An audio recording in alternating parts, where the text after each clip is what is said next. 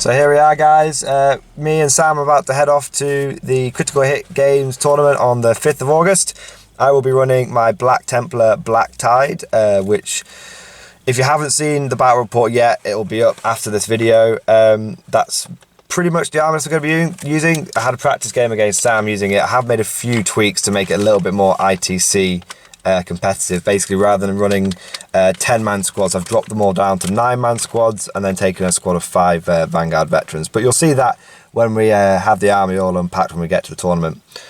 Sam, you're going to be running your Space Marines today. What chap tactic do you reckon you'll be going for? No idea. I can choose at the start. You can choose it, yeah. That's the great thing about ITC. If you want to, you can choose it each game. You tried Ultramarines yesterday. It didn't really like it. He wanted to use Black Templars, but he didn't want to have Templar v Templar action.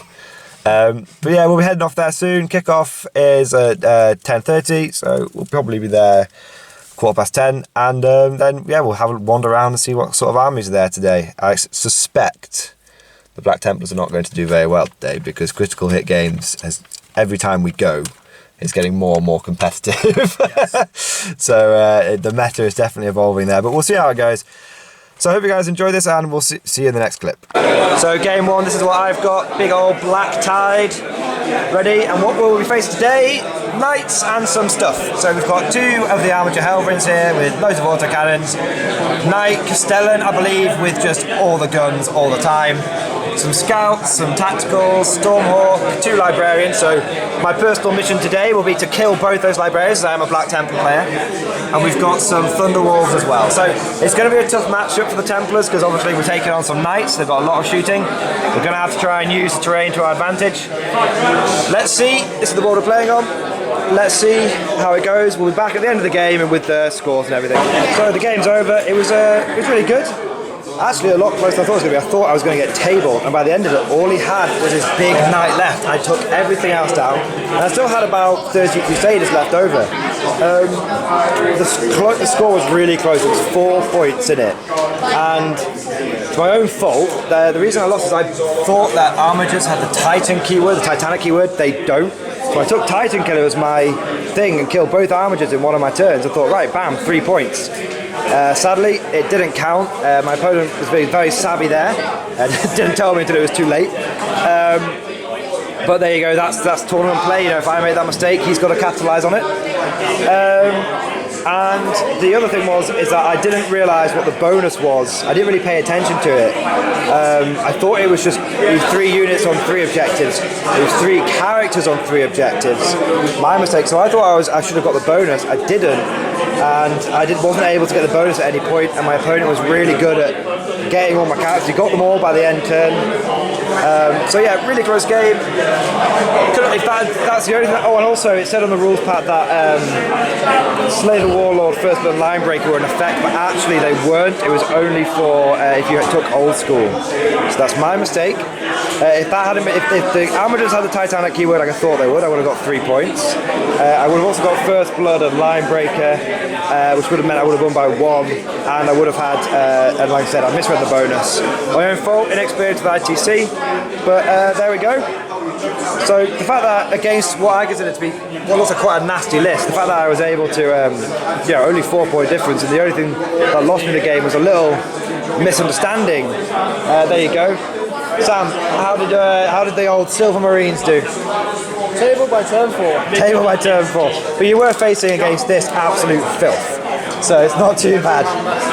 It's Custodian's list. I think Sam's funniest moment of the game is when he realised that these were melter guns. He tried to charge a Rhino at one of them. The only army that might be able to beat this is the 9 Talos, Queen Averages and a Farseer list. That was against Knights on this table, and it went through it like a hot knife through butter. Yeah, well, yeah, because it's the cheesiest thing in the game right now. It is disgusting. I've played it many times. I don't have that much, but I think I've got 4 Talos. They need enough. They definitely need enough. The fact you can take them in 3s. You've heard it from the tournament scene, guys. Talos need a nerf. I actually think I could deal with that. One per squad. Done. 1 per squad. Then you take maximum of 3, basically. Exactly. So we're instead of 9. That's the thing, because there used to be a war machine where you could take 1. It's in recent editions they've been turned into squadrons. So toughness 7. 3 up, 4 up, 6 up. 7 wounds. Absolutely You can't small arms them because they're tough as 7. You can't heavy weapons them because they've got 4 pinball. So how do you kill them? I think I can deal with it. If you've got 1,000,000 strength 4, AP -1 attack, So specifically that one ratio. I do have 30 genes. You wait for That's what you need to do. When pain engines go up in points and you're heavily near. Anyway, guys, we'll just wrap this up. We'll see you at the end of game 2. Just go do a quick sweep of some armies. Got some absolute Slanesh filth over here. I believe it tabled its recent opponent against these Necrons. There we go, this is the board that they're on. Go around here, some absolutely beautiful Raven Guards. Those aggressors are going to do some work.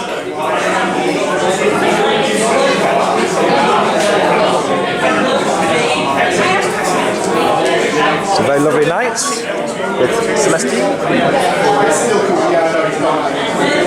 That's a nice looking board, that is. Don't really need that later.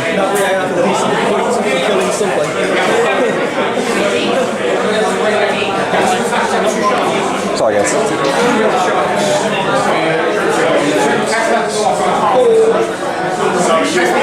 More knights with some dark angels. Not sure how this game went.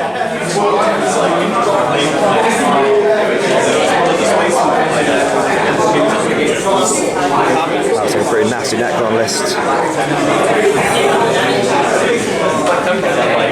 Some beautiful guardsmen and some space marines. Mass fire warriors. Do you guys mind if I just do a quick shot? Is that okay? It's not even your army, is it?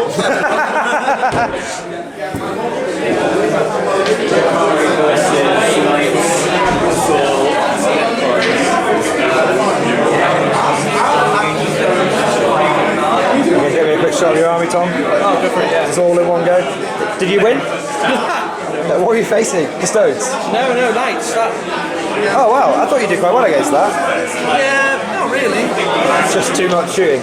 No, I got back into the keyboard first, killed Magnus. Okay, No, but then I got back into it and it was all great. And then that yellow knight took so much and killed everything. And then to cap it off, you know how I lost the game? Yeah. My last hit, 1 wound left for about 1 billion turns, it felt like. My warlord smited him, he exploded and killed my warlord. Nice. Absolutely. Well, that's quite cinematic though, to be fair. Yeah. I did okay. I didn't lose. I lost, but it was my own mistake. What caused me to lose was I thought Armour just had the Titanic keyword, so I took Titan Killer, and I lost by 3 points. Just be clear, you didn't bother to say, oh. No. No, of course not. No, of course not. It's a tournament. It's a tournament. Yeah. So there we go, guys. Oh, look at this. This is the terrain I'm going to be getting soon. Oh yeah. There we go. Sorry. So we go. That's all the armies and all the boards covered. We're at Critical Hit Games today, just so in case wondering where we are. Critical Hit Games in Liverpool. Used to be known as the Titan Teacup. Absolutely fantastic club, and it's it's really hosts some really good tournaments. So, cheeky guard army that I missed. I think there's a couple of armies that I missed, but might do a little sweep at the end. So for my second game, I'm facing against Guard of the Horror. I'm facing against my own favourite army. It's a whole big tray of tanks infantry, and then this big motherfucker. So there we go. Do you guys have the secondary sheet? We do. We don't. There you go. So there we go. This is the terrain. Some ruins and some weird alien pipe things, termite mounds possibly. But we'll see what happens at the end of the game. So I won game 2. I didn't get a chance to record the table for pack because they were announcing tables. But I won game 2. Basically, 60 Crusaders charged down a Baneblade. Didn't quite get it, but they distracted it long enough for the remaining 40 Shooty Crusaders to just keep racking up points. I just went for loads of heavy support choices, went for Reaper against infantry, dogpiled objectives time and time again, clogged him up, and that was it. So going into my game 3 now, let's see what we're facing. So game 3, and we're facing another guard army. It cuts me deep to kill guardsmen as a guard commander, but it has to be done. Sigismund demands it. So it's quite very nice, classic guard army here, lots of infantry, lots of tanks. heavy weapons, all Cadian, all the way, absolutely loving it. And the Black Templars have just deployed in a big blob. So there we go. Let's see what happens at the end of the game. End of game 3, and possibly my favourite game of the whole day. Not just saying that because my opponent is stood 3 feet away from me. Actually was possibly my favourite game of the day. 60 Crusaders, they saw a guard gun line and they were like, for Sigismund, for the Emperor, for Dawn, let's do this. They charged out. One is left alive. He won me the game, and he took about 1 million mortar rounds and just kept making 3-up saves. Absolute hero. And basically, the Templars won on points. The Guard had pretty much all their armour left, but not much infantry. But I'd say my favourite moment of the game was the Emperor's Champion slaughtering 10 Guardsmen and the only witch on the table. And then next turn going into another 10 Guardsmen and slaughtering all of them. Just absolute. He got a bit of support fire to whittle them down, but he did just slaughter them. Absolutely fantastic. Yeah, just really, really good game. Really good game to end the day on. So this is what we've got left. Got Fortress Templar over here. Over here. My opponent, he's packed a few things away. This is most of what's got left. All his armour. An absolute slaughter. Absolute slaughter. So I think the final score was 8-18 or something. 8-17 to the Templars. Absolutely fantastic. But yeah, so that's it. That's second critical hit tournament we've been to. And we will see you in the after action report. One close up of the hero. So welcome to the sort of after action report section of this video. So as you guys have just seen, it was a pretty good tournament for the Black Tide. I lost my first game by a very narrow margin and by basically just an unfamiliarity with ITC tournaments, and won 2 games, both of which were against Imperial Guard. All 3 of my games were against gun lines, and I'm not sure if that was a hindrance or a help, because as we've discussed recently about, you know, maintaining the momentum, and if you're on the offensive then you're calling the shots. I was forced to do that just because of the nature of the armies I was facing. But obviously, when you're running a foot-based assault army, running against gun lines is not the best ideal situation. But still. So the first game, I wasn't taking very seriously. I'll be absolutely honest with you. My head was still in the space of, oh, I'm running a Black Tide, oh, it's not going to be very competitive, oh, I'll just have a bit of fun. And so I was, you know, not necessarily sloppy, but just wasn't playing super competitive tournament mode. And to credit to my opponent, he really, really did stick to the tournament format, the ITC. He was really good at killing off, killing off units and holding objectives. And yeah, so I want to say my first opponent was probably, even though he was probably the youngest person that I played at the tournament, he definitely had his head screwed on and was, you know, definitely someone who is in this game for the tournament scene. And that was really, really good to see. And it was, you know, he was still friendly and courteous, and at no point did I have any jarring moments with him. So yeah, first game was good. But what it made me realise is, as I said, I lost that game due to my own unfamiliarity and probably being a little bit sloppy. And I came away with that, I was like, well, hang on, if I'm not playing to my 100% and I only lose by 3 or 4 points, then what's going to happen if I actually start taking this Black Tide list a bit more seriously? What's going to happen then? And so I really went into my next 2 games with an effort to play tactically and to put a bit more, not effort per se, but be a bit more serious in my games. I still being very fun, still being very friendly. I didn't go all wacko or anything like that, But, I was still, shouting, for Dawn, for Sigismund, the foot of the Emperor, when I was, charging in. I got on but really well with all my opponents because I was basically role-playing a Black Templar. And so they all thought it was, probably thought it was very embarrassing and cringeworthy, fair enough. But they also thought it was quite funny because I was doing things like a Templar would do them. And that sort of brings me on to the second point I want to make about... The first point is that the Black Tide was way more competitive than I thought it was going to be. And the second point is that what I noticed with the army is when I wasn't sure about making a tactical decision, I literally said to myself, what would a Templar do? What would Sigismund do? And when I played, the more Templar I played, heroic, zealous charges, just charging down super heavies, accept any challenge no matter the odds, no pity, no remorse, no fear, all those kind of things. When I just became, when I just was charge, be a Templar, go for the honourable combats, the army just played into that. And maybe the dice gods favoured such zealous behaviour, but my dice were quite good in this one. I have no complaints about how my dice performed at any point. So that was really good. So I feel like, again though, that was me learning about, or not necessarily learning, but really getting that light bulb moment about momentum. Okay? The list is, I think it all comes down to momentum and aggressiveness. I think that's how this list was succeeding. Because a lot of my firepower is relatively short-ranged, it meant I had to get up close, be aggressive. Because I was being Templar and going for charges, I was being aggressive and retaining the momentum. And I think all that is what helped make the list a lot more competitive than was initially thought.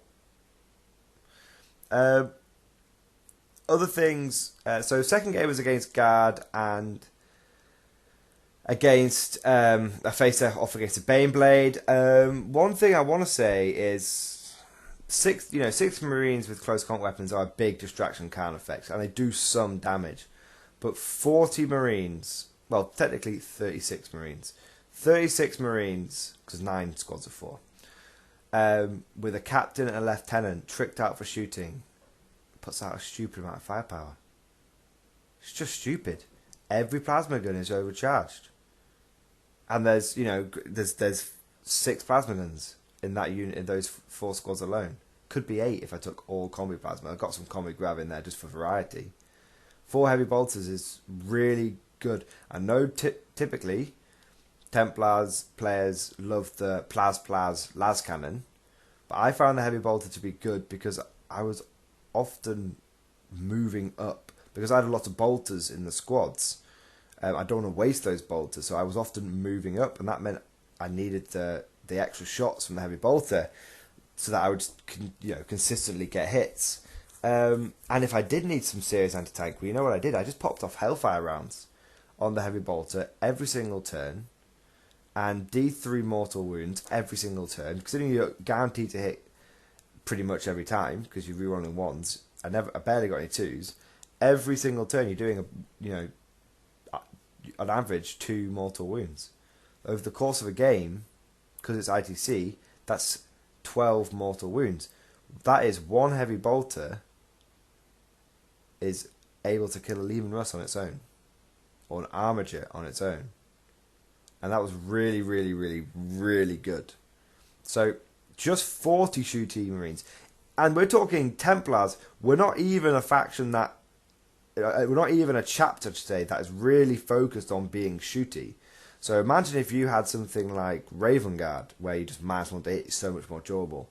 Or Salamanders, where you're getting loads of free rerolls on Lascans or something like that. Any of the other shooty chapters, even Ultramarines, with just having extra leadership, always useful. Even with that, the fact that I wasn't a super shooty chapter, my 40 shooting Marines were really, really powerful. And I could just imagine if I had a full 100 Marine army and they'd all been shooting Marines and they'd all been captain lieutenants, that would have been really nasty. That would have been just an insane amount of firepower. I think Black Templars do it quite well, obviously, because you can mix the scouts in and stuff. But yeah, really, really, really good. So my third game, so my second game was, I basically, because I was constantly attacking, my opponent had very little chance. So my first game, let's give a quick recap. First game, charged out, kept charging, kept meltering, kept plasmering, kept shooting, and I killed everything in my opponent's list apart from his knight. I still had 30 Crusaders left, which is quite good. And I just lost on points. So the fact that I lost on points against that kind of list is really good. Second game, I was being a lot more mission conscious this time, but still really, really aggressive. My opponent never really got out of his deployment zone. Never really got out of it. Couldn't afford to. Had no close combat elements whatsoever. Could not really afford to come towards me. So I punished him for that. And my third game, again, super aggressive. My opponent had a bit more infantry in the third game, but I just butchered his infantry, and then his tanks couldn't really outdo me on objectives. So that was that, basically. ITC is really interesting, and I actually think it's possibly my favourite tournament format now. After playing a practice game against Sam and then 3 other games of ITC, then going and back to playing against Johnny, who doesn't really like playing ITC, it was really weird, and it felt very wrong. And ITC is just a very natural way to play. So I really, really like the format. I think, honestly, without the ITC format in that tournament, I don't know how well my Black Tide would have done. Every single game, I was using terrain to just block line of sight. Every single game was that is what helped me get close to my enemies and deliver damage to them and just keep my men durable. Because even if they do manage to draw a bead on you somehow, you're still in cover. But so much of their firepower is restricted from shooting you because of the line of sight blocking terrain on ruins. Yeah, I mean, it's just so useful. It's so very useful. Now, some other things I want to mention. You probably heard in one of those videos when I was just doing some recording and a few players sort of just came up to me and started chatting to me whilst I was recording. Yeah, generally it's, at least I'm not the only one who's thinking it. Dark Elder are considered to be brutally overpowered. So that was an interesting sort of confirmation, which was nice. I made a big effort in this tournament to mingle. I made a big just sort of general tournament talk now. So before I go on to general tournament talk, I just want to say, recap, just summarising the Black Tide list. The Black Tide list is competitive, as you've now seen. Okay, it took on 3 gun lines, and it won on 2 of those games. It took on Guard, which are considered a solid mid-tier army, twice, won handily against both of them. Okay, so I can now tell you that Black Tide is competitive. Not super hyper bunker busting competitive, but you can run at a tournament, especially an ITC one, and do okay. You just have to have a lot of practice with it. And that's and I really enjoyed the list. I'm so in love with my Templars at the moment. So it's going to sound like heresy, but I look forward to using my Templars almost as much, if not as much, as using my Guard these days. They started off as a little pet project, and I have to say the connection to the army has really, really grown, and I absolutely love the Black Templars now. Really, really, just really absorbed in the whole army vibe. But anyway, speaking of vibes, general tournament vibe, I made a really, really big effort to mingle at this tournament. So I was going around chatting to people. I went with Sam, obviously. There's a few other people there that I know, so it's good to go. When you go to the same scene over and over again, you start meeting, do more tournaments, you start meeting more tournament players, you start seeing some familiar faces. So people, as you saw them, were like, I knew some people by name, I was able to chat to them. So that was really good. And against both guard players, I actually, to try and promote the channel, I gave a couple of freebies away. So I gave, I had a couple of the current commissars from, you know, the ones, the Auto Perfector's Commissar, the one that's with the bolt pistol and power sword, or you can give them a plasma pistol. I had a couple of those spare. So I gave a couple of freebies out, and I, you know, obviously told my posts I was doing some YouTube, told them to go and check the channel out. I was wearing my Mordian Glory t-shirt because I got one as a sample through before I obviously brought them to you guys and said this is what we're doing. So that was really good. So I thought I looked the part, and everyone seemed to be, and I got on with a lot of people, and I mingled, which was really good to promote the channel. That was great. Everyone was really, really friendly. I do really like that about Critical Hit Games. That's where the tournament was. I really like the fact that their tournaments are between 30 and 40 people, so a good size. They're not hundreds and hundreds, but they're not like a 10-man local tournament. They're a good 30 to 40. There's a good mix of people who are locals and people who are travelling, and the lists are always very competitive. Or at least there's no stupid lists, apart from like my Black Tide list. But there's no stupid lists, but the people are all very nice. So I do highly recommend the Critical Hit Games tournaments. But that's it, really, guys. That is it. Mentioning the t-shirts, I have sent emails out last week trying to get everyone's sizes. We've not quite got enough of them in order. I'm just going to get the 30, and then if I have sort of 3 or 4 left over, I'll just have 3 or 4 left over in case anyone wants one afterwards. I think I've got 25 t-shirts, and I needed 30. I'm just going to buy another 5 because I'm just keen on doing this. So I have 5 left over. So if anyone, there'll be 5 spare basically. If anyone wants one after the run is done. The t-shirts, yes, but I have sent everyone out an email for sizes. Most people have got back to me, but I believe 4 or 5 people haven't got back to me. So I need you guys to get back to me. Otherwise, I don't know what size you want for your t-shirt. Okay, and I don't want that to really hold everyone up, but I can't order them until I know. So I'm going to bring the list up now. I'm going to read out the names of people who haven't sent me a reply yet. Ryan M, you've not told me your size. James S, you've not told me your size. Andrea Imperato, you've not told me your size. Alan Axion, please tell me your size. And Christopher Maranja. I need your sizes. If you sent me an email already, that's great. If you haven't, please tell me your sizes, because I need that, because honestly, you guys are slowing things down for everyone. Not to sound like a dick. Last thing I want to mention, channel-wise, is I have ordered some custom dice from dice.co.uk. I've done a small order. I'm just going to use them on the channel for now. And depending on the quality of those dice, I will then do a dice run. Okay? But it's a big but. I tried to... my original idea was to order some from a UK company and some from an American company, from Chessex. But the problem is that Chessex have got a 2-month minimum waiting time, whereas dice.co.uk don't. I can get those really quickly.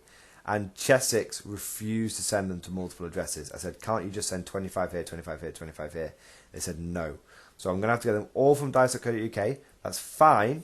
That just means that if anyone wants them, and you're in America or other countries, the postage is going to be a lot. It's going to be, because it's going to be a lot of dice. Just warning you there, fair warning. But there's no real minimum order. So if it's just people in the UK who end up wanting them, that's great. I can do that really easily. Or if you want to pay for your batch, again, I can do that really, really easily. Okay, so I hope you guys enjoyed this video. I hope you liked the insights on the Black Tide and the update on the merch and the dice. If you guys have got any comments or any questions, I haven't obviously covered everything in this video. Please leave lots of comments. I'm getting better at getting back to comments again. So if you've got any pressing questions about what lists I used, what format I used, then just leave a comment and I will try and get back to you. So thank you guys for listening, and I'll see you guys next time.